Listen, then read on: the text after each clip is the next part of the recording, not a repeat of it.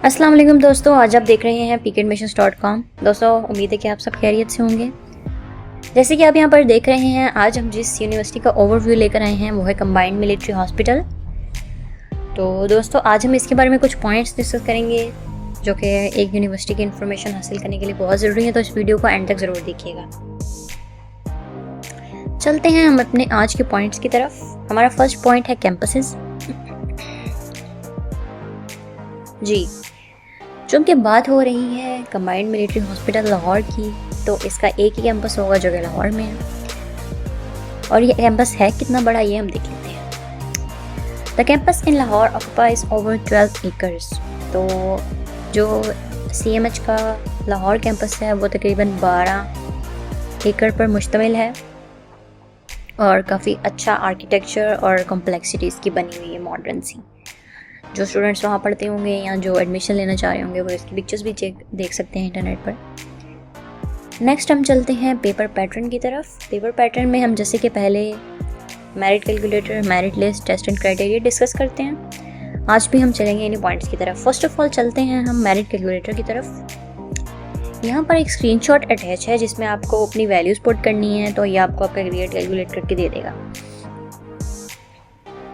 ये कैलकुलेटर है जो कि हमारी वेबसाइट पर आपको मिल जाएगा। आप यहाँ पर नीचे लिंक में आपको डिस्क्रिप्शन में गिवन होगा। आप जब वहाँ पर क्लिक करेंगे तो आपको डायरेक्ट वेबसाइट की तरफ एक्सेस दे दी जाएगी। वहाँ पर आपको कैलकुलेटर सामने शो हो रहा होगा, वहाँ पर सिर्फ आपको अपनी वैल्यूज पुट करनी है और यह आपका एग्रीगेट आपके सामने आ जाएगा। फिर उस एग्रीगेट की बेसिस पे आप खुद कुछ कर सकते हैं कि आपको यूनिवर्सिटी में एडमिशन हो सकता है या नहीं हो सकता। क्राइटेरिया देख लेते हैं जी। FSC या A लेवल्स जिन स्टूडेंट्स ने किया होता है उनका 50% लिया जाता है, और ND टेस्ट जो होता है जिसको जो NMD कैट भी होता है और NUMS का जो अपना टेस्ट भी होता है।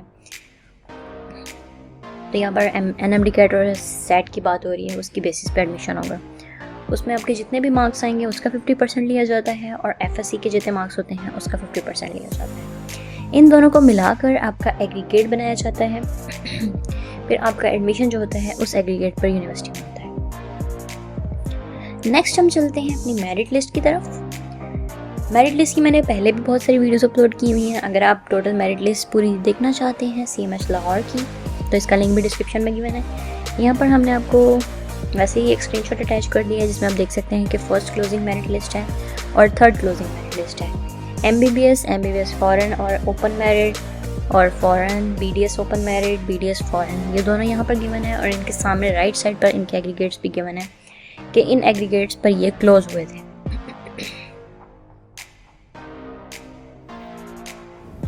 First and third merit list की दोनों चीज़ें गिवन है।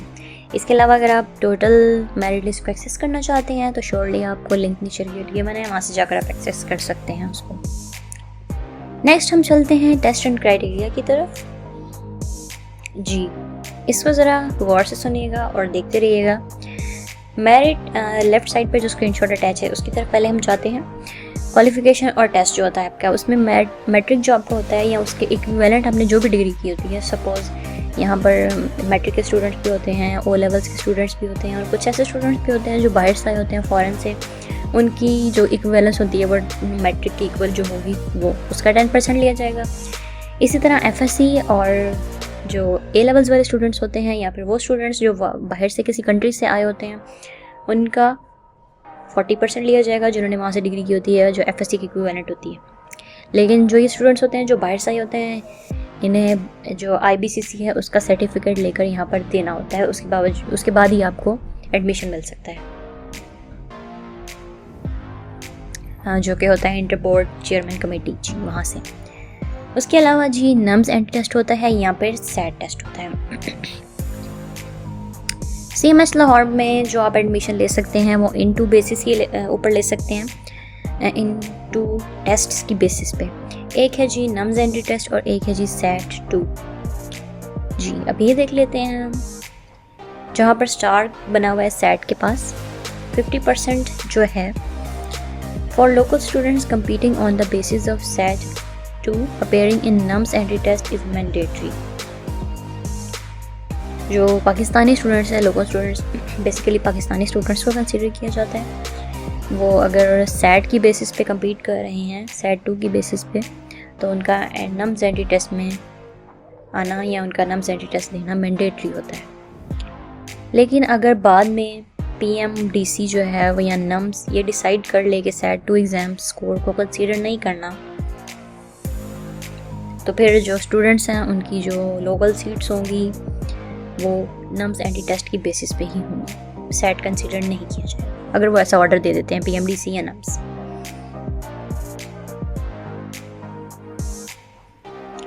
जी, अब हम चलते हैं राइट स्क्रीनशॉट की तरफ, इसको भी गौर से सुनिएगा।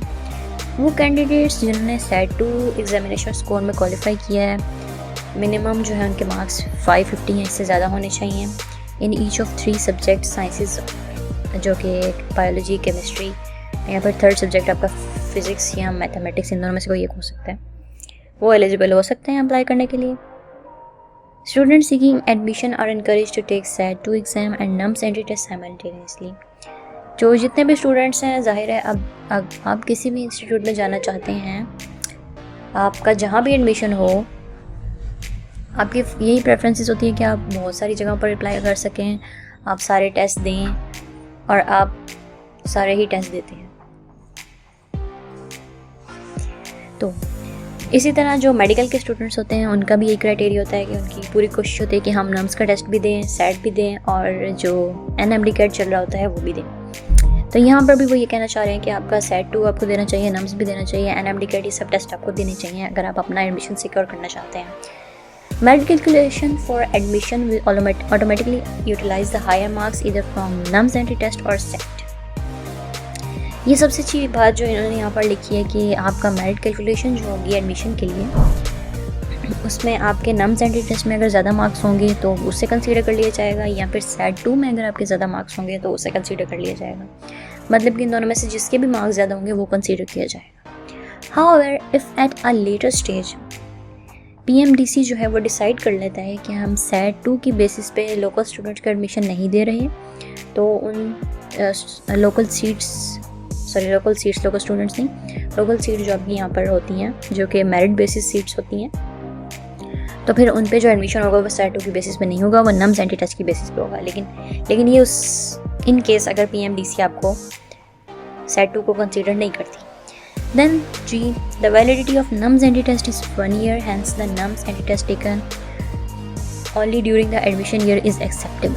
जी, तो आप जब आपका एडमिशन ईयर चल रहा होता है, सपोज जिन स्टूडेंट्स ने 2020 में अप्लाई किया था तो उन्होंने जो NUMS टेस्ट तब दिया था तो वो 1 ईयर के लिए ही वैलिड होगा, उसके बाद वो वैलिड नहीं होगा। हाउएवर जो आपके सेट 2 के स्कोर हैं वो 2 ईयर्स तक वैलिड होते हैं। जी, नेक्स्ट है जी, एडमिशन जो होगा वो आपका स्ट्रिक्टली मेरिट बेस पे होगा, यहाँ पर फाइनेंशियल वाला कोई सीन नहीं है। उसके अलावा वो स्टूडेंट्स जिनके इनकम्प्लीट रिजल्ट्स हैं, एकेडमिक डॉक्यूमेंट्स, या फिर अभी उन्होंने डिग्री कोई कंप्लीट नहीं की, FSC, मैट्रिक या इस तरह कुछ भी, वो एडमिशन के लिए कंसीडर नहीं किए जा सकते। डिसीजन जो होगा वो सिलेक्शन पैनल जो है वो ही फाइनल करेगा। एक और नोटिस भी है कि अगर इन केस अगर PMDC या NUMS इशू कर देता है कोई न्यू एडमिशन क्राइटेरिया या पॉलिसी, तो फिर NUMS रेगुलेशंस वो उनको ही कंसीडर की जाएंगी जो कि वो बनाएंगे। जैसे कि अभी जो है आपने देखा होगा 2020 में जो क्राइटेरिया चल रहा है वो है 50% FSC एंड 50% एंट्री टेस्ट, उस बेसिस पे ही सबका एडमिशन चल रहा है। लेकिन यहाँ पर जो है ये ओल्ड गिवन है, लेकिन जो क्राइटेरिया चल रहा है वो अब न्यू जो आया है वो 50% है, 50% FSC है, 50% आपका टेस्ट होगा, उस बेसिस पे आपका एडमिशन होगा। जी दोस्तों, ये था पेपर पैटर्न, इसमें जो मैंने काफ़ी सारी चीज़ें डिस्कस की हैं, उम्मीद है कि आपको पसंद आई होंगी और आपने अच्छे से सुनी भी होंगी और आपको काफ़ी इन्फॉर्मेशन क्लियर हो गई होगी। अब हम चलते हैं कोर्सेज़ या डिग्रीज़ की तरफ जो कि CMS लाहौर ऑफ़र करती है। जी, ये है BDS एंड MBBS, यही 4 इयर्स और 5 इयर्स प्रोग्राम होता है। ये 2 चीज़ें हैं जो कि CMS लाहौर आपको ऑफ़र करती है। नेक्स्ट है दोस्तों फ़ीस स्ट्रक्चर। इसमें भी 2 चीज़ें हैं, एक लोकल स्टूडेंट्स के लिए है और एक फॉरेन स्टूडेंट्स के लिए है। और उसमें भी आगे 2 चीज़ें हैं, एक MBBS स्टूडेंट्स के लिए है और एक BDS स्टूडेंट्स के लिए है। तो फर्स्ट ऑफ ऑल हम चलते हैं MBBS स्टूडेंट्स के लिए, जिसका स्क्रीनशॉट लेफ़्ट साइड पर अटैच है। आप इसमें देख सकते हैं कि MBBS के स्टूडेंट्स का फ़ीस स्ट्रक्चर गिवन है जो कि 2020 और 2021 का है। फर्स्ट ईयर की फ़ी में देख लेते हैं कि एनुअल ट्यूशन फ़ी है, टोटल फिक्स्ड एनुअल चार्जेस हैं, टोटल फिक्स्ड फ़ी पर एनम है जी। 12 lakhs जो है वो आपकी 1 ईयर की फ़ी है, 40,300 आपकी एनुअल फ़ी जो आपकी फर्स्ट ईयर की है वो 12 lakhs है। और उसके बाद टोटल फिक्स्ड एनुअल चार्जेस जो हैं वो आपके 4,03,000 हैं। और टोटल जो फ़ी फिर आपकी बनती है वो बनती है 16,03,000। इसी तरह सेकेंड ईयर की आप देख सकते हैं कि 12,60,000 है और 2,27,000 है, तो 14 लाख टोटल बनती है। 15 लाख जो है वो थर्ड की बनती है, फोर्थ ईयर की 16 lakhs बनती है और फिफ्थ ईयर की 16 lakhs और इस तरह। और जो टोटल अगर आप इसको कैलकुलेट करें तो 79 lakhs टोटल ये आपका बनता है CMH लाहौर का MBBS की डिग्री का, माशाल्लाह। देन हम चलते हैं ऑप्शनल फ़ी और charges for 1 year. Hostel charges per month जो है वो आपके 9,000 है। मेस फूड और लॉन्ड्री चार्जेस जो हैं वो 9,600 हैं। ट्रांसपोर्ट चार्जेस नहीं हैं। Health and fee continuation insurance जो है वो आपकी 50,000 है। नोट देख लेते हैं जी। सिंगल जो आपका सिंगल एस्टेरिक होता है इसका उन्होंने क्या इंक्लूड किया, includes college refundable security deposit amounting to 50,000 जी। अब यहाँ पर टोटल फिक्स्ड एनुअल चार्जेस में आप देख सकते हैं कि वहाँ पर एक स्टार लगा हुआ था, तो उसका यहाँ पर मतलब उन्होंने ये बताया कि टोटल 50,000 जो है वो आपकी सिक्योरिटी डिपॉजिट फ़ी है उसमें इंक्लूड होगी।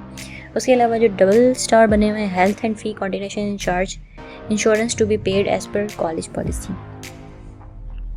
कॉलेज जो पॉलिसी होगी उसके अकॉर्डिंग पे की जाएगी। Hostel air conditioner usages charges as per actual and 5% advance income tax as per government policy जी। जो फ़ी तो आपकी होगी हॉस्टल एयर कंडीशन की, उसके अलावा 5% टैक्स भी होगा जो कि गवर्नमेंट लगा रही है आजकल हर चीज़ पे, जैसे कि आपको पता ही होगा। नेक्स्ट हम चलते हैं BDS वाले स्टूडेंट्स पर, जिसका स्क्रीनशॉट राइट साइड पर अटैच है। ये पाकिस्तानी स्टूडेंट्स की बात हो रही है फ़िलहाल। यहाँ पर आप देख सकते हैं कि एनुअल ट्यूशन फ़ी जो है फर्स्ट ईयर की 12 lakhs है, 4 lakhs है। इसी तरह एंड में जाकर 62 lakhs जो है वो टोटल बनता है। मीन्स के BDS का जो फ़ीस स्ट्रक्चर है वो कम है MBBS से। MBBS थोड़ा महंगा है। MBBS इज़ अबाउट 79 lakhs और ये BDS जो है वो 62 lakhs तक जाता है। उसके अलावा हॉस्टल चार्जेस भी आप यहाँ पर देख सकते हैं सेम ही हैं और पॉलिसीज़ भी सेम ही हैं। अब हम चलते हैं फ़ॉरेन स्टूडेंट्स की तरफ जो बाहर से आए होते हैं, ओवरसीज स्टूडेंट्स जिनको आप कहते हैं, या नॉन रेजिडेंट पाकिस्तानी सिटीज़न जिनको आप कहते हैं। इनका भी MBBS और BDS का ही है। अब ये USD में अमाउंट गिवन है आपकी 18,000 और टोटल जो बनती है 92,800। ये तो USD फ़ीस स्ट्रक्चर है जो कि डिफरेंट होता है पाकिस्तानी फ़ीस स्ट्रक्चर से। और बाकी सारे फ़ीस स्ट्रक्चर नीचे आप देख सकते हैं कि for MBBS foreign students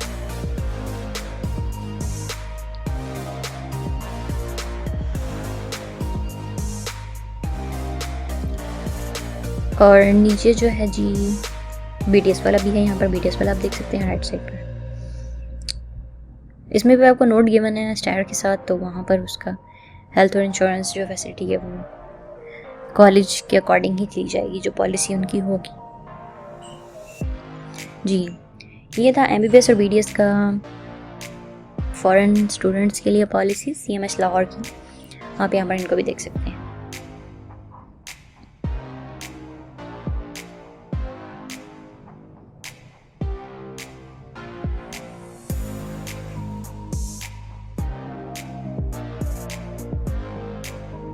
next हम चलते हैं हॉस्टल्स की तरफ। हॉस्टल्स जो कि बहुत इंपॉर्टेंट होते हैं किसी भी यूनिवर्सिटी के लिए। स्टूडेंट्स ने वहाँ पर रहना होता है, तो सबको ज़रूरत होती है कि उन्हें यूनिवर्सिटी के अंदर ही अकोमोडेशन मिल जाए तो बेहतर है, क्योंकि बाहर रहना बहुत ज़्यादा मुश्किल होता है। तो जी हमें CMH लाहौर जो है वो हॉस्टल की फैसिलिटीज़ प्रोवाइड करता है। हॉस्टल रेंट चार्जेस अमाउंट जो होती है वो 96,000 तक जाती है। 8,000 पर मंथ होती है, एडवांस ली जाती है आपसे ट्यूशन फ़ी के साथ आपकी। In case of joining during the academic year, full fees will be charged, which will be adjusted on monthly basis. पहले आपसे सारी फ़ी ली जाती है और फिर वही वो खुद ही कैटर करते हैं उसको, फिर आपसे दोबारा फ़ी नहीं मांगी जाती। Hostel room rent of final year hostelites passing out batch will be charged on fortnightly basis at the time of school college final clearance. Final year के जो बच्चे होते हैं उनका जो जिस तरह वो रह रहे होते हैं तो फिर उनके रहने के बेसिस पे ही आपको जो है वो फ़ी आपकी ली जाती है कि कब जाएंगे, किसने कब जाना है, उसके अकॉर्डिंग। एयर कंडीशनिंग चार्जेस जो है वो सिंगल रूम के 9,000 है। मोर देन 1 पर मंथ यहाँ पर है। मोर देन 1 जो है वो 4,500 पर मंथ है। और ऑक्यूपेंट आप देख सकते हैं कि सिंगल रूम में जो चार्जेस हैं वो 9,000 पर मंथ है एक स्टूडेंट के लिए, और अगर वहाँ पर 20 बच्चे हैं तो 4,500 पर मंथ पर ऑक्यूपेंट है। लॉन्ड्री चार्जेस जो हैं वो 7,800 हैं, 650 रुपीज़ पर मंथ है। In case of long vacation अगर आपके कपड़े जो कि आपने मतलब कि यूज़ में नहीं आएंगे तो आपने कपड़े धुलवाए भी नहीं होंगे तो उसकी क्लियरेंस हॉस्टल से आप करवा सकते हैं बाद में ताकि आपको फ़ी रिफ़ंड हो जाए। Refund of hostel dues, hostel dues आप रिफ़ंड करवा सकते हैं कैसे? हॉस्टल सिक्योरिटी और अनयूटिलाइज्ड हॉस्टल रूम रेंट जो है वो आपको रिफ़ंड कर दिया जाएगा क्लियरेंस के बाद। Filled hostel clearance form is required to be submitted to accounts and finance department for the processing of refund case. Separate hostel accommodation is available for the boys and girls in safe and secure college campus. A warden supervises each hostel. Essential staff like cooks, cleaners and security staff has been employed. Students will have the freedom to manage their own mess and menu under the guidance of hostel warden. और girls hostel में 464 hostels की girls की capacity है और boys में 152 students की capacity है। Next है जी societies and clubs. Societies and clubs किसी भी यूनिवर्सिटी में बहुत इंपॉर्टेंट पार्ट प्ले करते हैं। आप स्टडीज़ के अलावा बहुत सारी चीज़ें सीखते हैं अगर आप सोसाइटीज़ ज्वाइन करते हैं, लेकिन आप सोसाइटीज़ जो होते हैं वो अपनी इंटरेस्ट के अकॉर्डिंग ज्वाइन करते हैं। कुछ स्टूडेंट्स को आर्ट्स में इंटरेस्ट होता है, कुछ को म्यूज़िक में इंटरेस्ट होता है, कुछ को डोनेशन इकट्ठे करने में इंटरेस्ट होता है, तो ये सब जो है वो आपके अपने इंटरेस्ट की बेसिस पर होता है।